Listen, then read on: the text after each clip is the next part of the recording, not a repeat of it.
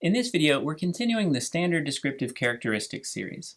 There are 8 standard descriptive characteristics for each motion, and in this video, we will be covering the characteristic known as amendable, which tells us whether the motion we looked up can be amended.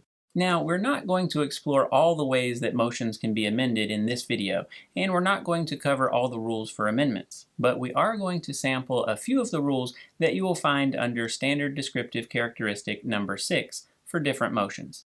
Keep in mind that the purpose of this series is to ensure that you can quickly find the standard descriptive characteristics for the motions contained in sections 10 through 37 in Robert's Rules of Order, and that you understand the information that is contained there.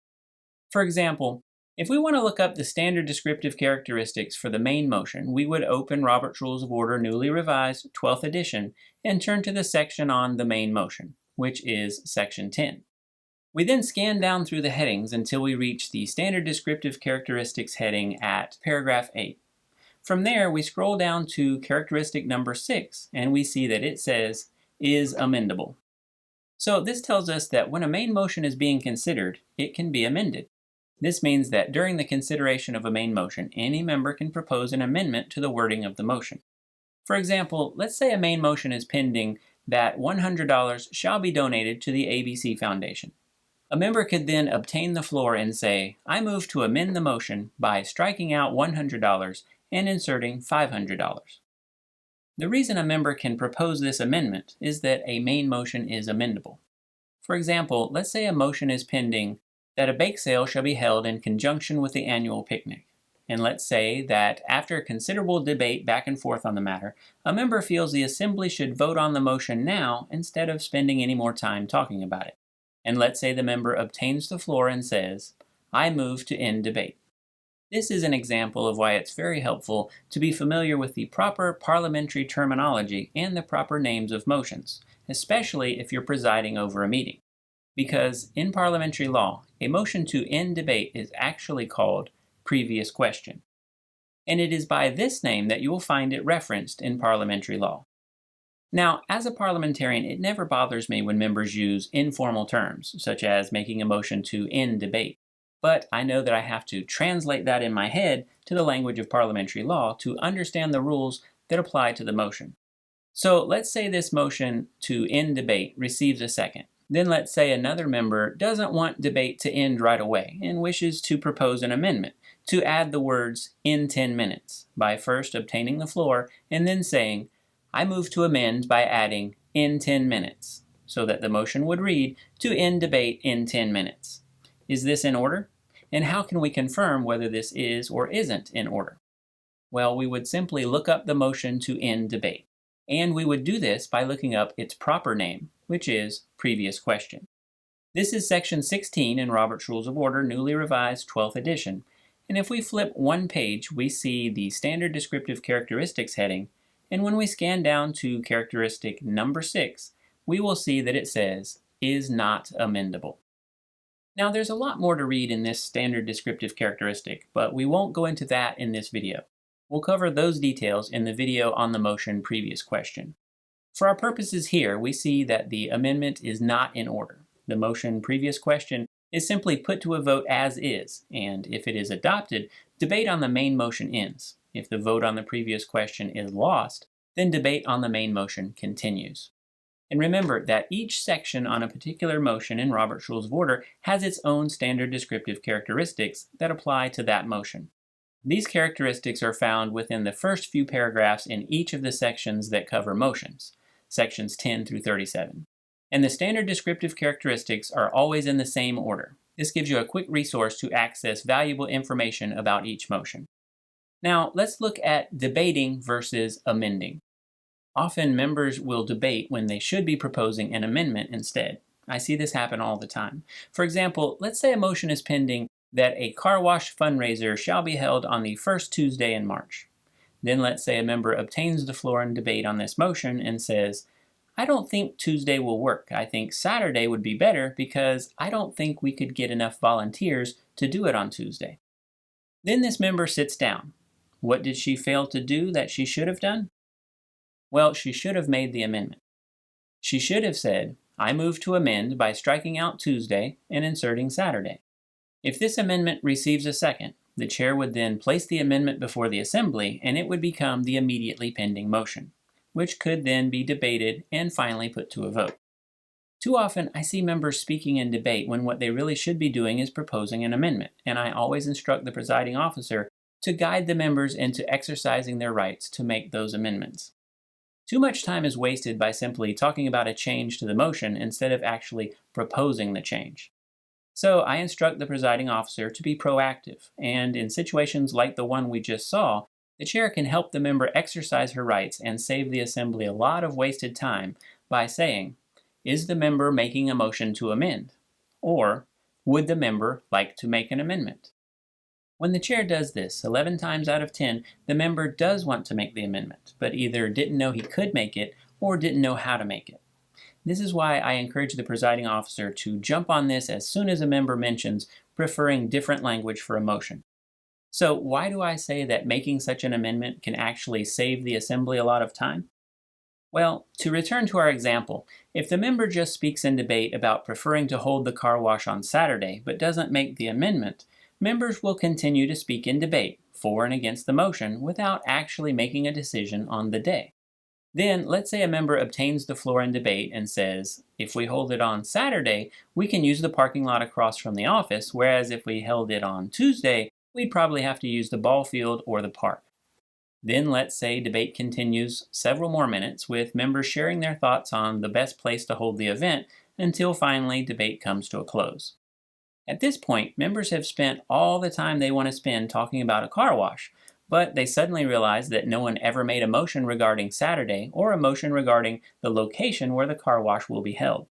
So the only motion for the chair to put to a vote is the motion that a car wash fundraiser shall be held on the first Tuesday in March. And when the chair states this as the motion, members are likely to inquire whether the car wash will be held on Tuesday or Saturday and at which location.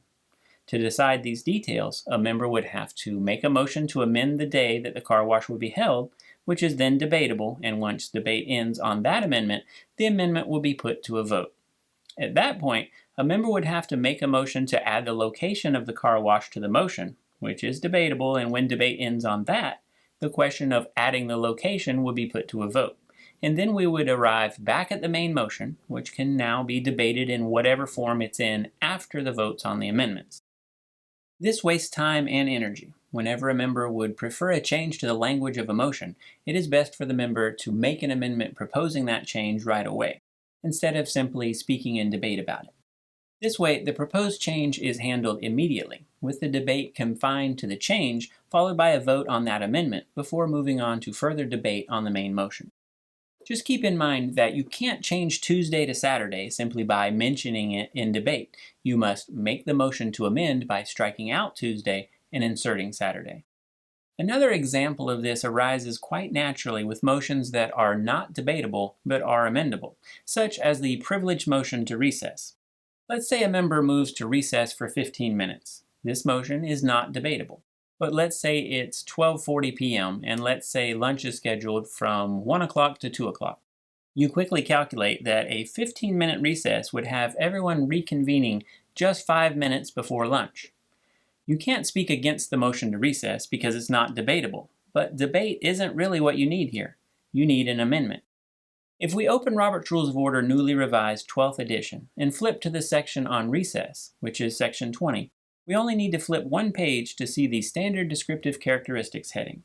Scrolling down to entry number 6, we'll see that it says, "Is amendable as to the length of the recess. Any such amendment is undebatable." So that tells us exactly what we want to hear. We can make an amendment to this motion to recess. A member could obtain the floor and say, "I move to amend the motion by striking out for 15 minutes and inserting until 2:05 p.m.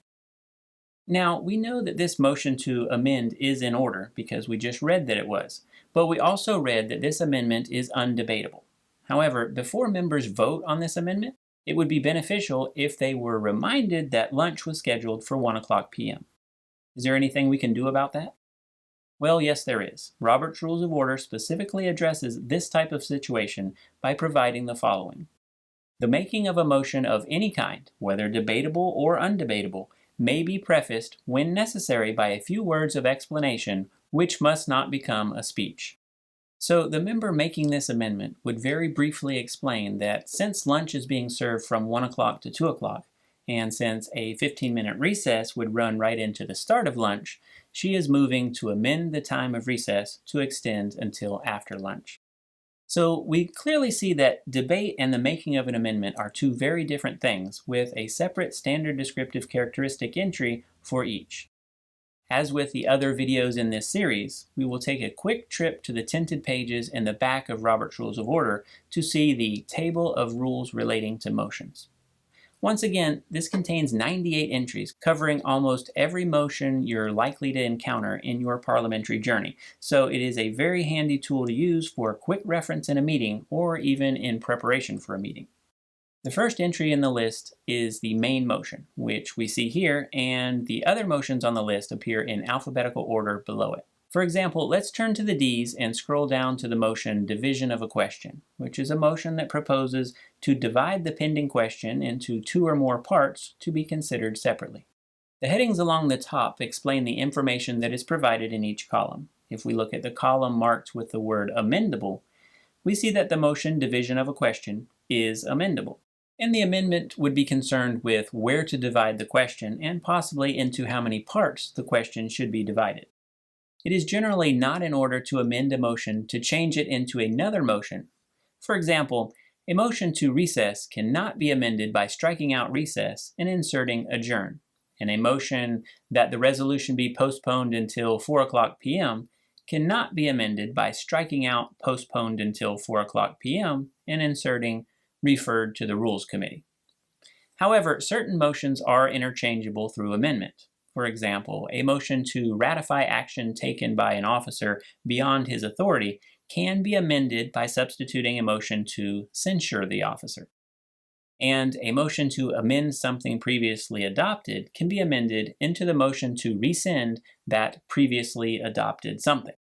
And finally, taking a look at tinted pages T46 and T47, we find another resource for identifying motions that can be amended. These pages show the motions that are not debatable and not amendable. They show which motions are not debatable but are amendable, and which motions are not amendable but are debatable. That covers standard descriptive characteristic number 6, which tells us whether a motion is amendable.